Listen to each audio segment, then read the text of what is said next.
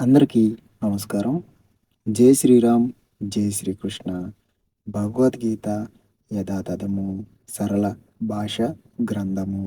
కృష్ణ కృపమూర్తి శ్రీ శ్రీమద్ భక్తి వేదాంత స్వామి ప్రభుపాదులు అంతర్జాతీయ కృష్ణ చైతన్య సంఘ సంస్థాపక సర్యులు. భగవద్గీత మొదటి అధ్యాయం అర్జున విషాద యోగము 11వ శ్లోకం. అయినేషు సర్వేషు యదా భాగమవస్థితః భీష్మమేవాభిరక్షन्तు భవంతః సర్వ ఏవ హి. తాత్పర్యము: సేనావ్యూహ ద్వారములోని మీ ముఖ్య స్థానాల్లో నిలిచి మీరందరూ ఇప్పుడు భీష్మ పితామహునికి సంపూర్ణ రక్షణను చేకూర్చాలి.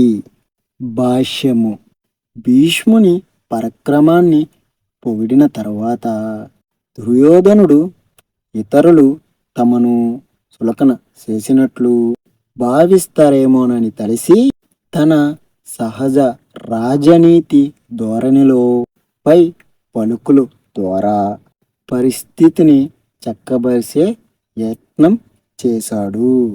భీష్మ దేవుడు నిస్సందేహముగా గొప్ప వీరుడే అయినా వృద్ధుడు కనుక ప్రతి ఒక్కరూ అన్ని వైపుల నుండి ఆయన రక్షణను గురించి ప్రత్యేకంగా ఆలోచించాలని అతడు నొక్కి చెప్పాడు. యుద్ధంలో నెల కొలినప్పుడు ఒకే ప్రక్క ఆయన పూర్తి లగ్నతను శత్రువులు అనువుగా తీసుకునే అవకాశం ఉన్నది. అందుకే ఇతర వీరులందరూ తమ ముఖ్య స్థానాలను విడవకపోవడం, సేన వ్యూహాన్ని శత్రువు ఛేదించడానికి అవకాశం ఇవ్వకపోవడం చాలా ముఖ్యమైనవి.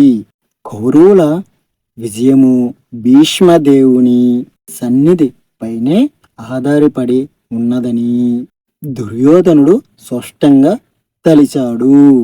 యుద్ధంలో భీష్మ దేవుని ద్రోణాచార్యుని సంపూర్ణ సహకారము పట్ల అతనికి నమ్మకము ఉన్నది.